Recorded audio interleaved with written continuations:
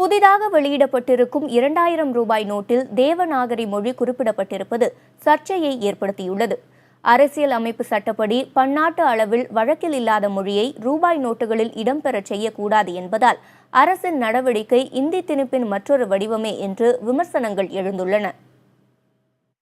அரசியல் சட்டத்தின் 343வது பிரிவில் இன்டர்நேஷனல் ஃபார்ம் ஆஃப் நியூமரல்ஸ் என்றுதான் சொல்லப்பட்டிருக்கிறது. இன்டர்நேஷனல் ஃபார்ம் ஆஃப் நியூமரல்ஸ் என்றால் அந்த பழைய எழுத்துக்களில் மட்டும்தான் எழுத வேண்டும், வேறு எழுத்துக்கள் எழுதினால் அது செல்லாது என்று சொல்லப்பட்டிருக்கிறது.